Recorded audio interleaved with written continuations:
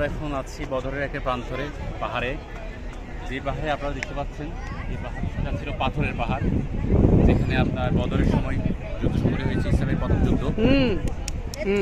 আপনার এই পাহাড়টিতে আপনার আল্লাহ সুবহানাহু ওয়া তাআলা ধাপে ধাপে কয়েক হাজার ফেরেশতা নাজিল করেছেন মুসলমানদের সাহায্য করার জন্য, এবং সেই ফেরেশতাদের আসলে আপনার পাহাড় বইতে না পেরে পাথর, বড় বড় পাথরের টুকরোগুলো বার পেয়ে গেছে।